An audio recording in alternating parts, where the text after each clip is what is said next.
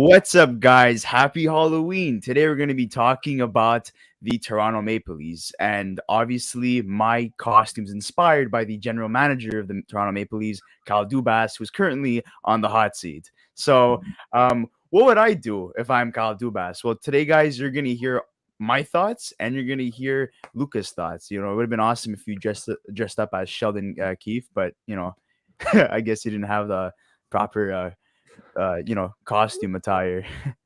Yeah, well, I mean, I kind of like the little costume attire that you got going on. You do look like him. So I don't know if your moves are necessarily the best moves that I don't know if they're gonna be better than Dubas's, but we'll see. But no, I wanna we decided to do this video, especially since the Leafs are on a 4-game losing streak now, and there's a lot of pandemonium going on in Leafs Twitter and Leafs fans across the world right now that are stressing and rightfully so. I mean, this is a team that has not lived up to expectations for a long time and has continued to constantly fail in everything that they've done.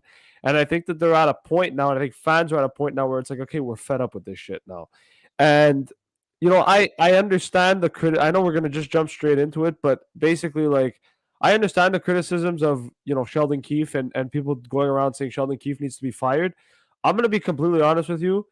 The downfall of the Leafs is not on the coaching at all.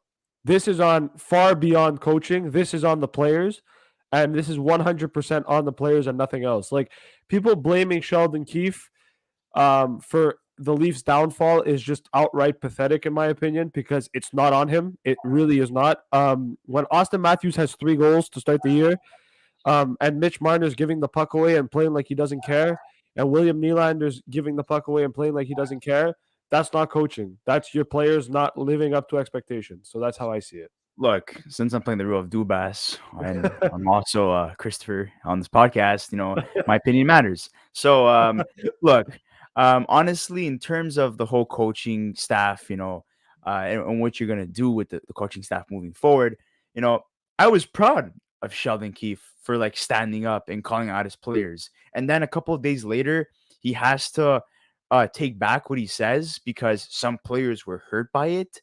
Like, what type of soft mentality is that? Your coach is telling you guys that you're not good enough. You guys are capable of being better. You're not playing like elite players. You look at the team: Michael Bunting, Austin Matthews, Nylander, Riley. Marner. The team's stacked. John Tavares. Like, what the hell is going on?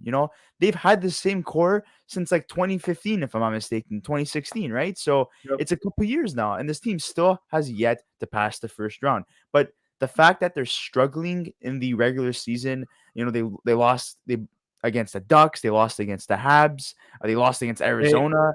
Like, they have what's going lost on here? they have lost against every single non-playoff team this season. Every team that they've lost to except Vegas. Actually, Vegas didn't even make the playoffs last year. So every single team that they've lost to this season has been a non-playoff team from And last year. the worst part is that Except everyone's LA. saying, "Oh, we need to switch the coach up." He needed a new voice. Barry Trotz is the guy. Sure, maybe Barry Trotz is the guy. Maybe he could do what he did with the Washington Capitals, where the Capitals are always getting eliminated in the second round. Maybe he could take the Toronto Maple Leafs to the second round finally and get over that whole curse thing that they couldn't, pass the first round. But you need this team to be a good team during the regular season. So how can he necessarily take you to the second round if you fail to make the playoffs? And we all know, there was the whole controversy concerning the whole goalie tandem. Eli Samsonov is doing really well, and Yeah, Murray it's was doing well. doing pretty well too until he got injured. You know, sure, like you look at their defense, which is a huge, problem in my eyes. And I think, you could look at John Klimberg of the Anaheim Ducks, you could look at Matt Dumba of Minnesota, Jacob Chychrun of the Arizona Coyotes, or maybe Damon Severson of the New Jersey Devils as options to add to your blue line. But you're gonna have to give up assets. And are the Toronto Maple Leafs rich in assets? Well, not necessarily. And the guys that you have to give up, I think they're guys that are going to be, future stars in the, in the organization for the Toronto Maple Leafs. You have, a guy like like Matthew Nyes, for example, who everyone is always saying, please don't trade him, don't trade him. But if you're gonna go after a guy like Jacob Chychrun, who still has term on his contract, and if I'm not mistaken, he's 24, 25 years old, you're gonna have to give up a top prospect like that. And what are you gonna do in terms of your whole management, debacle essentially? Cal Dubas, he has 1 year left. This is his last season as a general manager of the Toronto Maple Leafs. This is not the ideal start to have if you want a contract extension. I think, he's not gonna return, in my opinion. And in Sheldon Keefe, he's not gonna return next season. If he's gonna last the season, we'll see what happens. I have yet to like make a decision on that. Do I necessarily think he's a problem now? I have yet. No, he's not. But people are saying Barry Trotz, Barry Trotz, Barry Trotz. Sure, he said that he's interested in joining an original six team. Sure, Toronto Maple Leafs are an original six team. But the thing is, though, you know, it's more of a coaching problem at this point. You had Mike Babcock. Yes, we all know what he did was wrong in terms of it calling out, players in the locker room, making them feel like crap. But, you know, how many more, high caliber coaches or high caliber players are you going to bring to this organization and yet not do anything since, the last time they made the playoffs, which I'm not mistaken was 2004. It's frustrating for the Toronto Maple Leafs. It's frustrating for the fans, and they deserve better because we need to see a Canadian team win the Stanley Cups. It's been since '93, and I do believe that Toronto Maple Leafs do have the pieces to do it. But even looking at Jake Muzzin, who was a crucial piece to their defensive core, he's been dealing with a lot of injuries these last couple of years. He's not the same Jake Muzzin he once was. He's not healthy anymore. So Yeah. they're gonna have to shake up that defensive core because Justin Hall is not it. Mike Riley's good offensively, but in terms of his defensive game, not that great. They bring in Jordan Ben for what reason? Just to be injured, and Victor Mete, who's playing for the Marlies. They didn't really do anything to move the needle to be a better Well, team. They got and worse. this is the problem that I think Leafs fans and I think everyone outside that's paying attention to the Leafs have an issue with. And this is my issue with Kyle Dubas. Um, you know, last season after they got eliminated by Tampa, he said he was staying put. He was going to keep the core intact, and he was going to go for another run. And he said that I believe in this core. And I know that it's still early and we're only in October, but if this trend continues, you're going to have no choice but to trade one of the four. And my He wants to save issue, his job. yes, but it's not just about that, okay? I was watching Steve Dangles LFR yesterday and he brought up a good point. You got to think about this, okay? Austin Matthews has 2 years left on his deal. All right? If you want to keep him in Toronto, you have to have a team ready to compete in the playoffs. And the problem is now is that he does not there is no the Leafs don't have a team capable of competing in the playoffs. Why? Because they don't have that mentality. Does coaching bring the mentality of, winning and heart and being able to win a Stanley Cup? Yes. But the other thing too is it's the same players for 7 years that you've had the same guys. You've had Mike Babcock and Sheldon Keefe during that time, and both of them have not been able to get past the first round. This is not a coaching issue because even if you want to turn around and say, oh, but Sheldon Keefe doesn't get the best. Look, listen, I don't want to be mean here, but he called out Mitch Marner. Mitch Marner threw a temper tantrum to the media saying that, it was soft and whatever and it shouldn't have happened. Sheldon Keefe then took back his comment. He then benched him yesterday against Anaheim. Mitch Marner went into the locker room, threw a temper tantrum, and came back out and was on the very next shift. Now, the issue that I have with that is, yes, Sheldon Keefe should have benched him for the rest of the game. I agree with that. That's what Sportsnet was saying Yeah, yesterday. but my issue is not about whether Sheldon Keefe should have benched him or not. My issue is Mitch Marner's mentality is what? You're throwing keep in mind, this guy gets paid $10.5 million, almost $11 million, okay, to sit on the bench and throw temper tantrums when he gets benched. Dude, play hockey, man. Play hockey and do the things properly. Uh, Who do you think you are? I just feel like at this moment, John Tavares needs to grow a pair, No, and he's playing well. He's playing well. You can't. no, in terms of his leadership, I'm talking about, and sit Marner down and telling him, straight up, this is unacceptable behavior. We don't care if you're one of the best players here. You're currently not acting like it.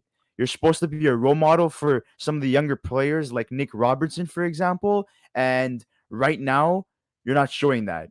And you're here long term. You got to show that you care. Yes, you're frustrated, but there's other ways to demonstrate your frustrations. Try to make changes, attitude adjustments, your playing style. Maybe, make some talk to the coach one on one. But if you're not doing that and you're just basically critiquing everything that your coach is saying and you're not happy, you know, what's gonna happen? Keefe is gonna get fired. They're gonna bring in another coach, and let's say if it doesn't work out, what's he gonna do then? Continue with this behavior? It's unacceptable. And He right now, cried.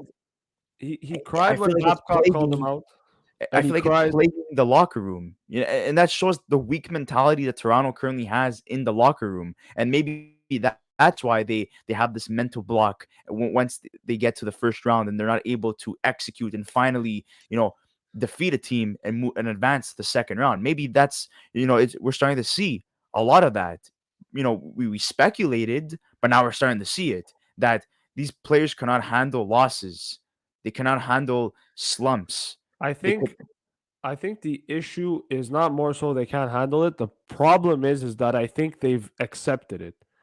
My issue with Toronto is that I don't think I've ever seen a Maple Leafs team. And I know it's coming from a Habs fan, but like let's be honest here. If the Leafs and the Habs are doing well, everybody's happy because it means that there's a bigger rivalry there.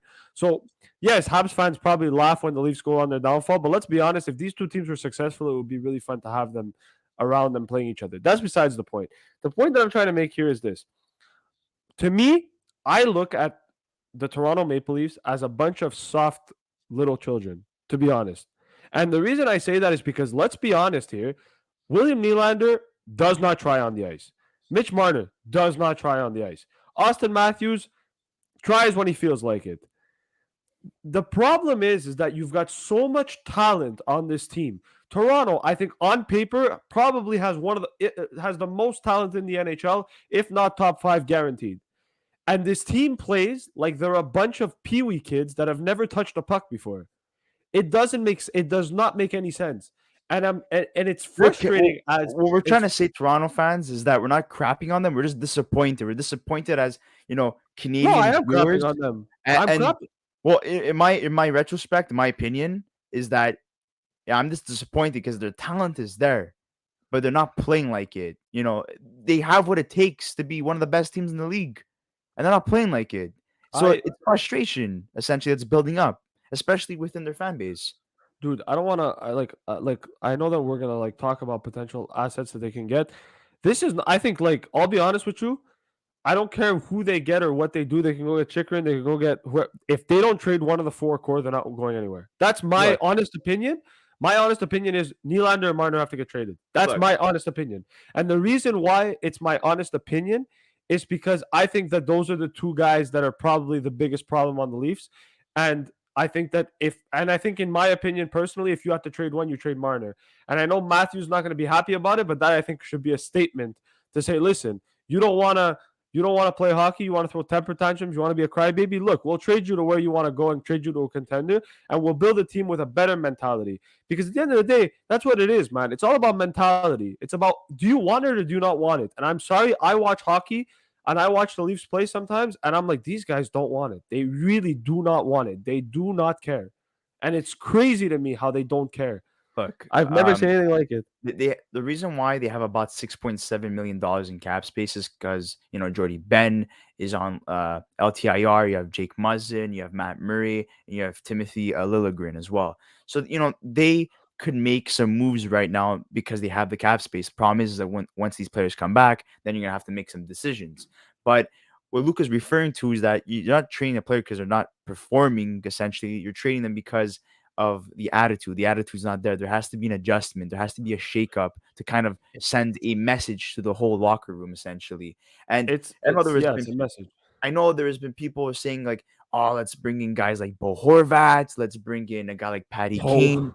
Oh, Like, and it just that's not the answer. Essentially, it's just not the answer. The answer is really trying to adjust the defensive core first of all, and then most importantly, the attitude in the locker room. you Because know who they you need a need? team that's going to be able to bounce back after a tough loss or a tough slump, and it seems like this is not You, the right team. You know who the Leafs need? Too bad he's got another job. John Tortorella. And the I mean, reason look what he's doing with Philly. Philly, they don't have really any superstars in the team. There's really no one like. I mean, obviously because you have Carter Hart and Sean Couturier, but he's dealing with an injury. But look what he's doing with an average Philadelphia Flyers team. Everyone thought that was going to be a bottom tier team. nah, I think look, it's more so I don't think Sheldon Keefe is to blame for this. I think what needs to happen here is, you know, they've got until I believe their next game is Wednesday, and then they don't play till Saturday, and they're at home. I have a feeling the Leafs will make a move here, and it likely will be for a defenseman. I don't know if they're gonna make a panic move for a guy like Jacob Chychrun. Look, they need Um, to they need to move Wayne but Simmons to where he prefers to be yeah, playing in but he's Toronto, but nothing. have There's no they don't have a value, dude. spot for him. Yeah, Yeah, but that's the there's no problem. value. Like Yeah. he's not worth anything. Wayne Simmons to me, I'd be surprised if he got an asset for him. To be honest, he's not worth anything. I think Toronto here. The problem is now is first of all, I want to say something. Alex Kerfoot, I think, is probably the most useless player on this team. He's He had useless. a He's pretty good literally game useless. yesterday with the Duck against the Ducks. Yeah, he I had watched one it good again. game, bro. The guy missed two penalty shots. Like I don't understand, bro. I don't know what you do at practice, but geez, bro, can't score two penalty shots. It's two penalty shots at what? Not even 8 games into the season, he's got two penalty shots, which He had shouldn't have he been had a penalty shot, by the I way. know a But lot of anyways, people. I know a lot of people wanted him exposed during the expansion draft, and they didn't. And then they lost McCann, which they acquired during the offseason when Seattle was coming in as a team. They lost him, during the expansion draft. yeah, But McCann would have been a good addition, but unfortunately that was not the case. But that's pretty much it, guys, in terms of our whole, opinions and takes essentially on Toronto and what they need to do moving forward. We'd like to hear your suggestions in terms of trades.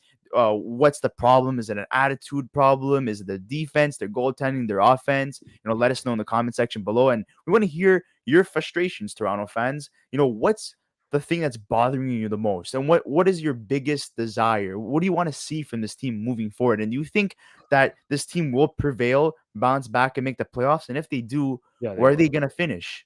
Are they They are gonna gonna make the are, playoffs. are they gonna finish top three in the Atlantic? Are they gonna finish in a wild card spot? We'll see what happens They're there. they're But gonna they're gonna make the playoffs. I'm not worried about the Leafs making the playoffs. I think it's more so a situation of is this team ready to be better. Like the point that I look when I look at the Leafs, and I'm gonna end this one before we end the video. I'm just gonna say this: I look at the Leafs, and I'm like, listen, if you guys just gave a shit for 10 seconds, you guys would be the best team in the NHL. And that's the honest truth. Honest truth. That's what it is. Because it does not make sense how you can play against teams like Boston, Winnipeg. You can play against teams that are playoff caliber teams, Dallas, for example, and beat them. But then the moment you play Arizona, the moment you play San Jose, the moment you play Anaheim, the moment you even play Montreal, you you fold. And yeah, that to me is so concerning because it does not make sense how you can treat like the regular like these teams like you play down to your opponents. That it's like when you get to the playoffs, dude. A lot of these teams that make the playoffs, they play they play the best teams and they do what they have to do. But that's it. Anyways, that's how I see it. anyways, well, guys, thank you for tuning in once again. We love hearing from you guys like always. And guys, don't forget to like this video. Don't forget to subscribe if you haven't already. And if you guys are interested in Bet99, fantasy hockey, football, or other casino games, you guys could sign up. The link is in our description below. You could use our code YoungGuns1. You must be 19 years old and up to play and play responsibly. And also, if you want to donate to the Mind Foundation Canada, they're currently focused on neurological disease and disorders and mental health. So you guys could donate if you guys like. And with that being said, guys, have a very happy Halloween, and we'll see you on the next episode of the Young Guns podcast.